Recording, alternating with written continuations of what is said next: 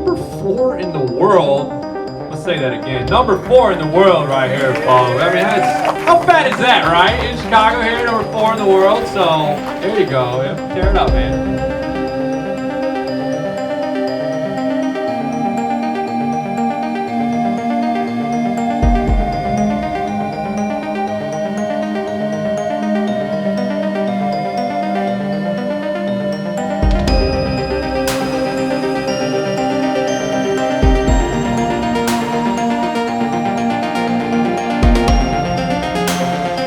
I know you're trained by the Sensky brothers, or not trained by, I should say, but like you've been mentored by the Sensky brothers who spoke earlier, and so bringing a lot of heat out of Texas and came number 4 in the world.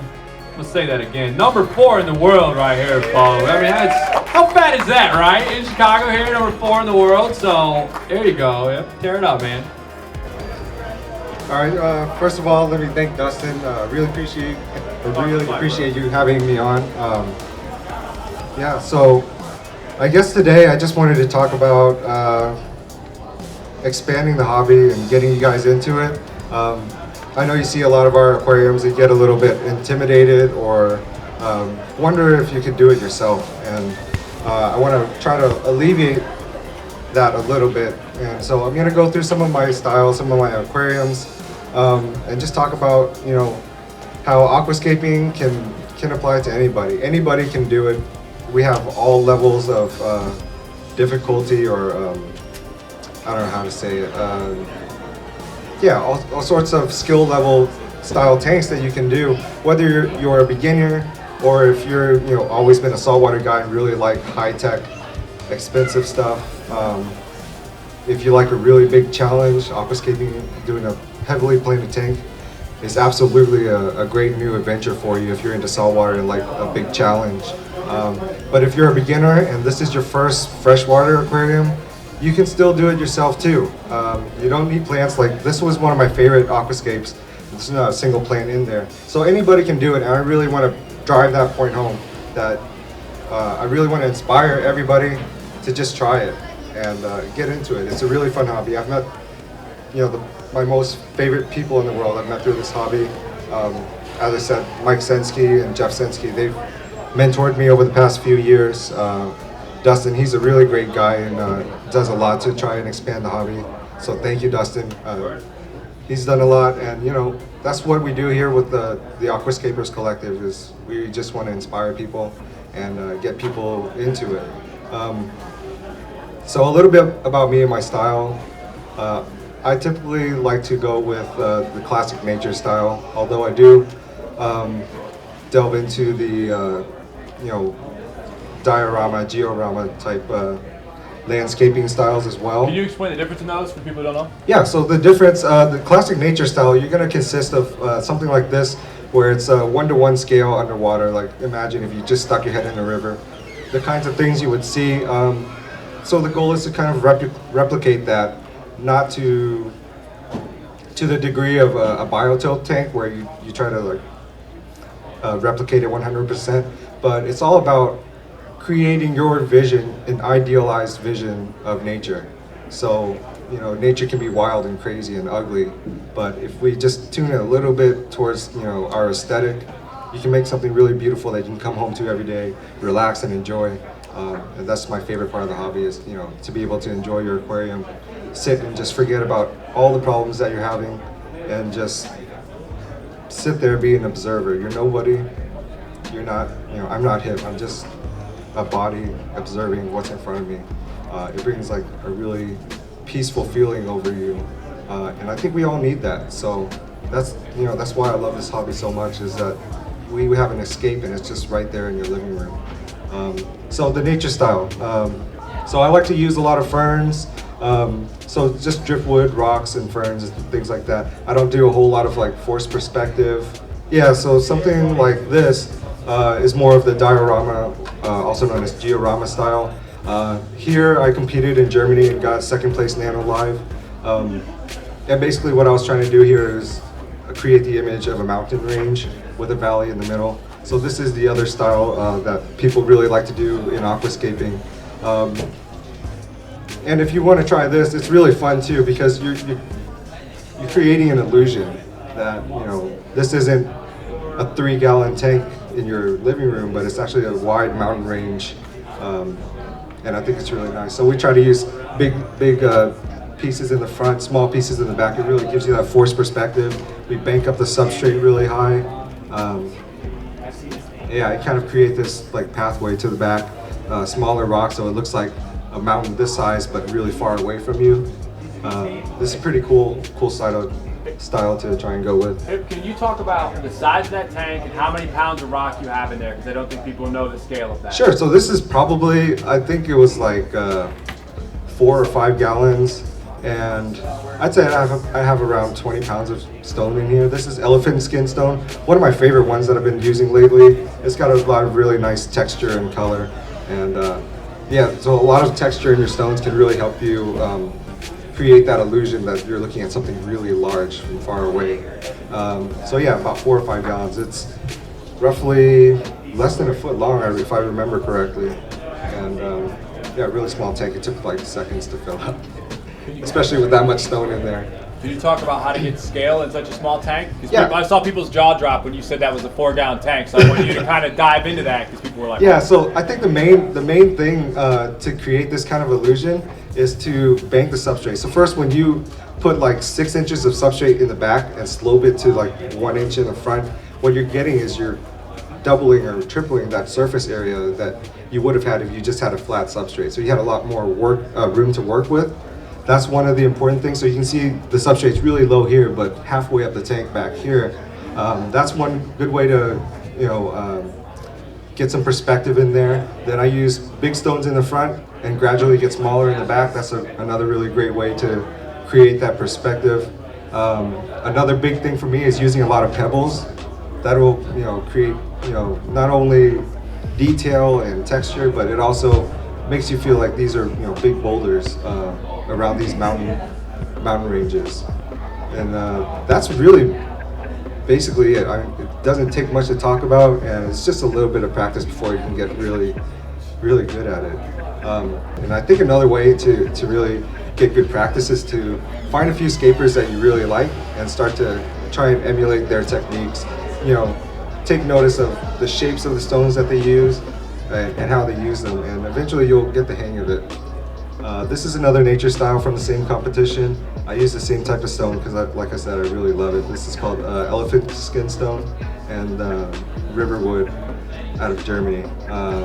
Again, I use a little bit of a perspective technique. So this pathing, if you guys try to do the path in your tanks, you want to go wide in the front and then really narrow in the back. So I don't know if you guys remember in art class back in high school or middle school when they used to teach you how to draw train tracks. They would have them go like, you know, in a triangle shape instead of straight parallel. It really creates that sense of perspective. So that's another, actually I missed that on the last tank. It's a really important use of scale. If you go really wide in the front with your path in the middle and then go really narrow in the back.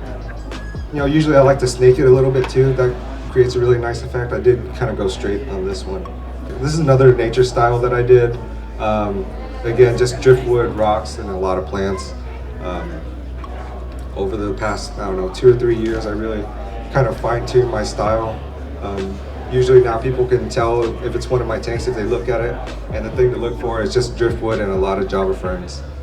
Did you have a question? How long does it take for, when you set it up, does it look like that immediately, or does it have to grow? Oh, so yes, this was probably about 4 months of growth from the beginning, 4 or 5 months.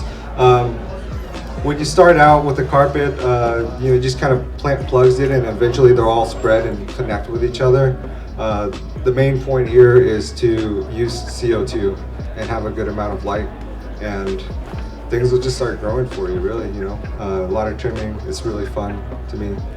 And yeah, about 4 or 5 months of growth here. So this is what I consider more of like the higher end of difficulty for a planted aquarium. We'll start with the substrate. So we have aqua soil here. I used 88 aqua soil specifically, but there's so many brands that are available now in the US for aqua soil. And basically it's soil that's been balled up into like a small little sphere. So it's kind of like gravel, but it's actually made of soil. And it's really good for the plants. It's got a lot of nutrients in it. that release slowly over the lifetime of the tank. So we've got the aqua soil. That's one crucial key in almost all of my aquascapes is I use aqua soil. So what would be the lifetime of the tank? The substrate have to be changed differently? I think if you straight out of the bag, I would run a tank 1.5 to 2 years, no problem. After that, you might want to look into either rescaping the tank completely if you get a little bit tired of it, or there are products where you can just insert tabs into the soil to kind of replenish the nutrients in your substrate. The next thing I have on this tank is a lot of high light. So this is an LED light. I know you can't really see it. This is an LED pendant light. Again, I have aqua soil in here. Talk about that's the Aquavest system. Aquavest, yeah. So they're actually not for sale anymore. They kind of went out of business from what I can understand, but they had this complete system. It was very beautiful, a rimless tank, stainless steel filter pipes, the light arm was stainless steel. The pendant was really nice LED, super bright, and it also came with a stainless steel canister filter as well. And I really love those, especially if you like to show off your equipment. Did I answer your question about the soil? Okay, so after the soil, I think the most important thing would be the light. Having a good amount of light over your plants, recognizing their needs is pretty important. And then next would be the CO2, carbon dioxide. As you know, plants need carbon dioxide for some photosynthesis. And so on the higher difficulty level, with certain plants, almost most plants actually, are going to require that CO2 to really thrive in your aquarium. And I think that's what intimidates the most people is the CO2, just because of the money that needs to be put into it to have a good regulator and a nice carbon dioxide canister to hold the system. And a lot of people don't want to spend that much money. Like a regulator could cost anywhere between $200 to $400. I've seen $500, $600 regulators. So that's a pretty expensive part of the hobby. I think that's what keeps people from doing it. It kept me from doing it for years. Then I finally decided to just dive into it, and then I was able to keep all sorts of really cool plants. So carbon dioxide, aqua soil, good light, and your imagination. Your creativity, that's all you need. And there's so many people in the hobby now in the United States. There's always people you can ask questions about. I'm really trying to make myself as approachable as possible so that people getting started can come to somebody with advice and really get good feedback as well. So that's my main goal, is to get everybody that's keeping aquariums to try aquascaping. And let's go back to the geophagus tank. So this is something that anybody can do. I had a little bit of imagination and creativity to do the layout, but there's no plants here. The maintenance is just the same as what you're doing in your aquarium right now. You just got to do water changes, clean the algae off the glass, feed the fishes, but you can still have something that's really enjoyable here, and it's all behind the design, which I really need to give a really big nod to Mike and Jeff Stensky at ADG Aquarium Design Group. They really pioneered this hardscape only style tank here in the United States. And I took a lot of inspiration from them. So I've just got some wood and some rocks in there, laid out in a really pleasant manner. And then some really cool fish that I like. This is Gymnogeophagus balzani. Normally geophagus don't really have this nice round head hump, but that's what really attracted me to this species. And so I really wanted to keep some, and I decided to put this aquascape together so that I could keep them. I guess that's really about all I wanted to say, but I just wanted to remind you guys, anybody can do it, try it out. There's all levels of difficulty in aquascaping. There's definitely a niche there for you. So try and find me. I'm on Facebook, Instagram. We'll have that information for you guys. You can come up and ask. And if you have any questions, I'd be more than happy to answer them for you and help you along your journey if you decide to try it. So thank you very much for listening to me. Thank you again, Dustin. It's been really great. I've had a really great weekend, and I hope you guys did too.